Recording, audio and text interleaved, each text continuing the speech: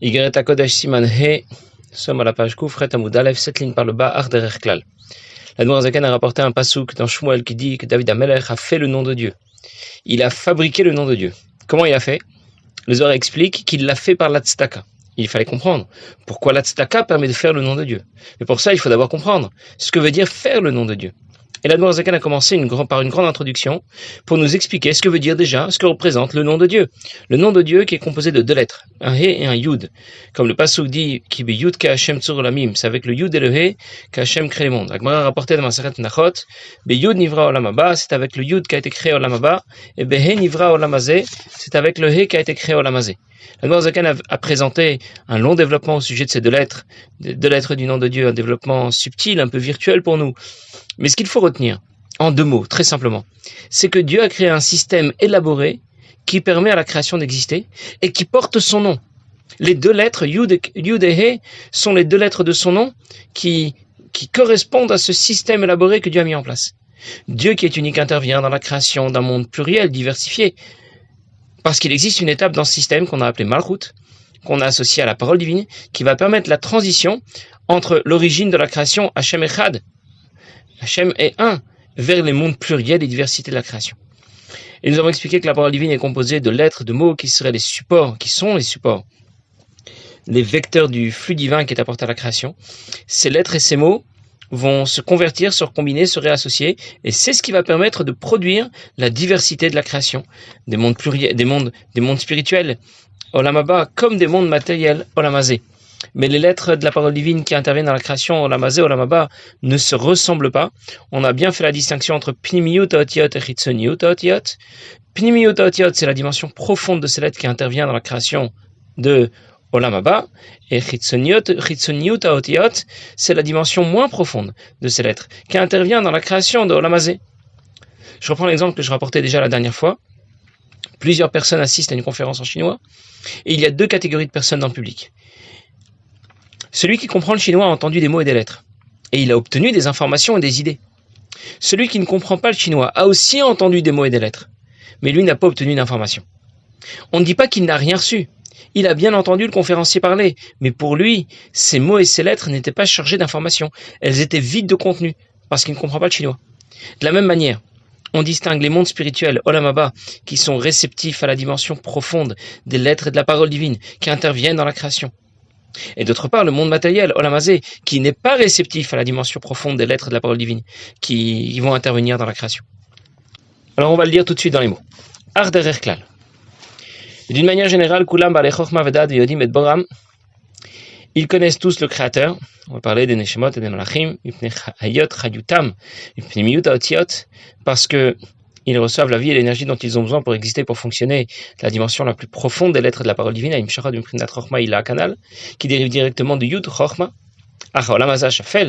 mais ce monde-ci, qui est le monde le plus bas du système, avec la vie et l'énergie qu'il contient, qui est très faible par rapport à celle de départ, est trop petit et faible pour pouvoir supporter l'intervention de la dimension la plus profonde des lettres de la parole divine, de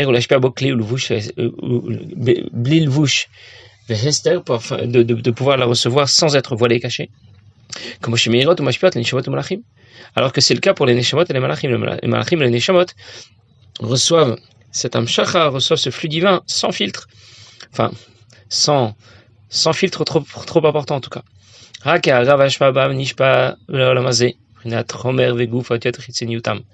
Alors c'est la lumière divine, les lettres de la parole divine dans leur dimension la moins profonde qui vont atteindre notre monde.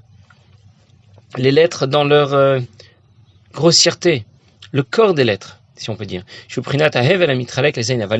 Il s'agit de ce qui est vain. Ce sont les 7 vanités qu'évoque chez Kohelet, le pasuk dans Kohelet, Shalem Olam Omed, sur lequel le monde tient, comme c'est expliqué dans le Zohar HaKadosh. Je vais reprendre ce que vient de nous dire ici l'Admour Zaken. Dans notre monde matériel, on peut essayer d'approcher le divin, mais c'est beaucoup plus difficile pour nous. Quand l'Admour Zaken nous parle des deux lettres He et Yud, qui constituent le nom de Dieu qui intervient dans la création, on se sent un peu perdu. On ne comprend pas le langage du divin, comme celui qui participe à la conférence mais qui ne maîtrise pas le chinois. Parce que le monde matériel obtient un flux divin inférieur, qui est supporté par la dimension la moins profonde des lettres de la parole divine, Chitzoniyut haotiyot, que l'on a associé au He Bina. Le Rambam écrit dans l'Ilchot Yesod HaTorah que le soleil et les astres, le soleil et les astres sont déjà un peu décalés par rapport à notre monde. Eh bien, ils auront déjà une connaissance et une conscience du divin supérieure par rapport à celle de l'homme. Quand le soleil s'incline d'est en ouest, c'est une forme de révérence devant Akadosh Baruch Hu. Dans les mondes spirituels, Olam Haba, les Neshamot et les Malachim vont avoir une conscience, une profonde connaissance du divin. Parce que ces mondes spirituels obtiennent un flux divin supérieur qui sera supporté par la dimension profonde des lettres de la parole divine, Pnimiyut haotiyot, que l'on a associé au Yud Chorma. Les Neshamot, les Malachim comprennent le langage divin comme celui qui participe à la conférence et qui maîtrise le chinois. Ce monde ne peut pas supporter la puissance de Pnimiyut haotiyot, mais seulement l'émanation la moins profonde des lettres de la parole divine, Chitzoniyut haotiyot. Quelle est la matière de ces lettres? Leur support le plus grossier, eh bien, c'est la lettre He, qui représente le souffle. Comme le souffle qui permet de donner forme à l'ensemble des lettres que l'on prononce. Pour pouvoir prononcer une lettre, il faut d'abord et avant tout souffler, avant de positionner notre langue et d'ouvrir ou de fermer les lèvres. Le souffle, c'est le phénomène de base. C'est celui qui permettra ensuite de prononcer avec intelligence toutes les autres lettres. Ce souffle est représenté par la lettre He, qui justement se prononce en soufflant simplement. On l'appellera Hevel, le souffle. La lettre He est aussi appelée Atakalila. Une lettre légère, ça veut dire c'est la lettre la plus simple de la parole divine. C'est sur cette lettre, sur laquelle le monde tient. Dans Kohelet, on parle de ce monde qui est plein de vanité et de futilité. On cite 7 fois dans le Passouk le mot Hevel. Mais c'est aussi pour nous dire que ce monde tient sur le souffle de la parole de Dieu qui est représenté par le Hevel à Elion, par le souffle de la parole divine.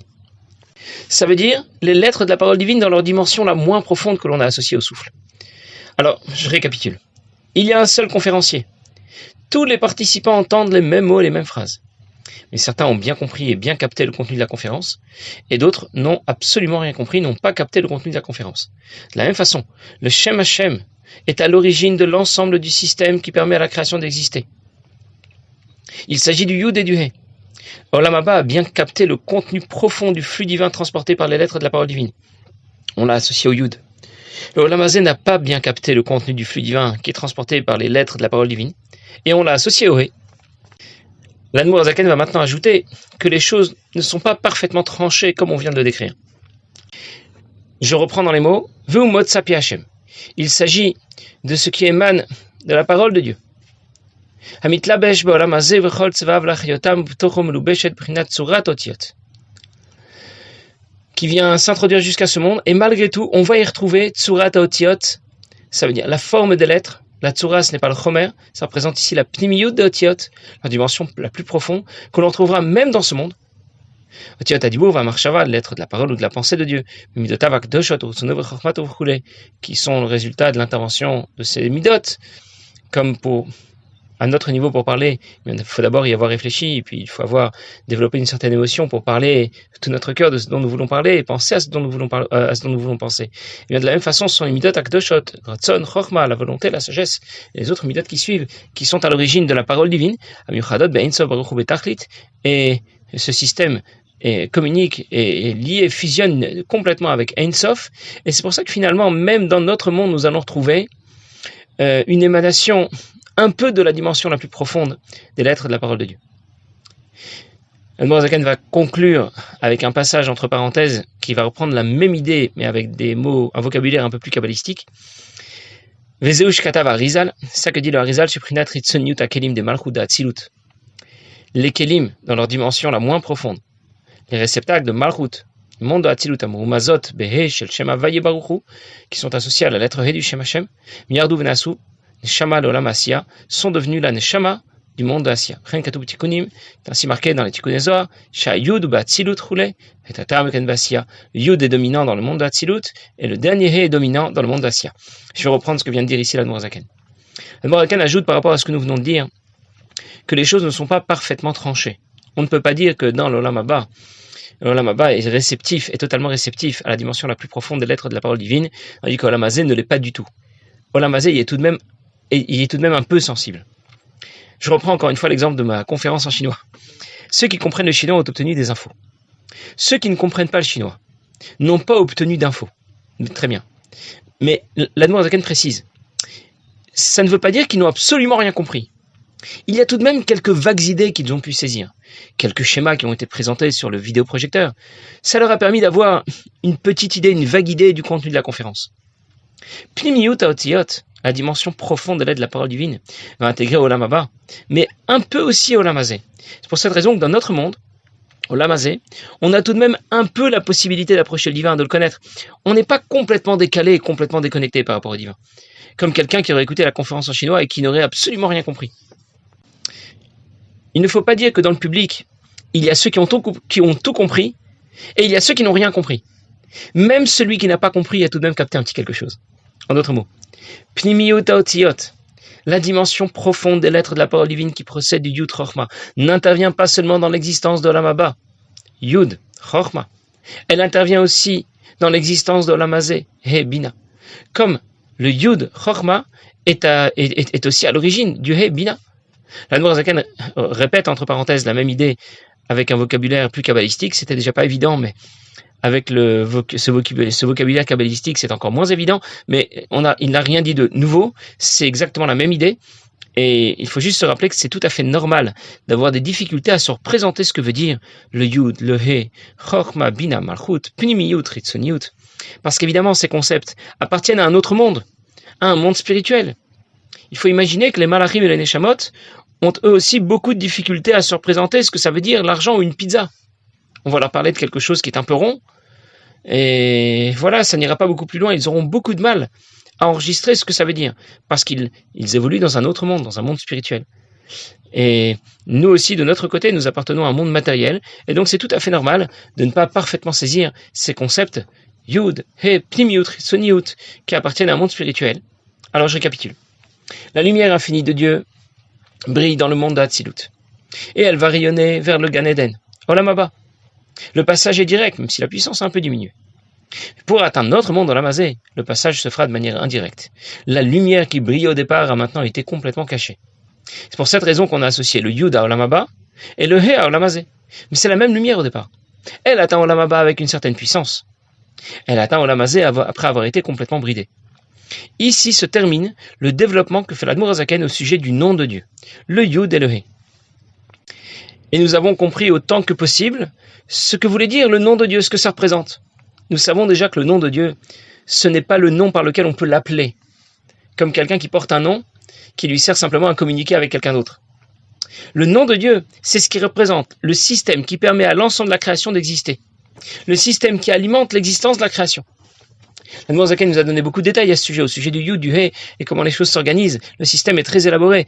On a compris ce qu'on pouvait comprendre, mais il faut surtout se rappeler que le nom de Dieu, c'est le nom d'un système. Ça représente le système qui intervient de façon permanente, comme on a vu dans Sharichut Daimuna, dans l'existence de la création. Maintenant, nous pouvons passer à l'étape suivante. Nous pouvons chercher à comprendre ce que veut dire faire le nom de Dieu. Faire le nom de Dieu, ça veut dire pérenniser ce système, lui permettre d'être plus efficace, de fonctionner jusqu'au monde de Asiya, jusqu'à notre monde matériel. On raconte dans Otsar Pidgame Chabad qu'un jour un chassid a demandé à quelqu'un d'autre qui n'était pas un chassid si Akadosh Baruch Hu voulait Chas Shalom éliminer la création, qu'est-ce qu'il devrait faire? Alors notre juif a répondu, eh bien c'est très simple, il l'a déjà fait, il n'a qu'à amener un maboul, un déluge, et il va détruire le monde. Alors notre chassid lui a dit, non, ça ne va pas fonctionner parce qu'il restera tout de même des débris. Le monde aura été englouti, mais il va rester quelque chose. Qu'est-ce qu'il doit faire pour l'éliminer complètement? Alors notre juif a dit, bien, il n'a qu'à le brûler. Il le brûle dans le feu et voilà, tout va disparaître. Alors notre chassid a répondu, oui, mais il restera encore de la cendre. Alors notre juif a dit, mais il peut éparpiller cette cendre, il va la jeter au vent, mais quel vent? Et finalement, notre chassid lui a expliqué que qu'est-ce qu'Akadosh Baruch Hu doit faire s'il voulait éliminer la création? Eh bien, il devrait tout simplement arrêter d'intervenir dans la création. Si Akadosh Baruch Hu ne permettait pas à la création d'exister à chaque instant, eh bien elle reviendrait au néant comme avant d'avoir été créée. Et cette intervention permanente de Dieu dans la création, c'est celle qui porte son nom. C'est celle que l'on désigne par les deux lettres du nom de Dieu que l'on a cité, le Yud et le He.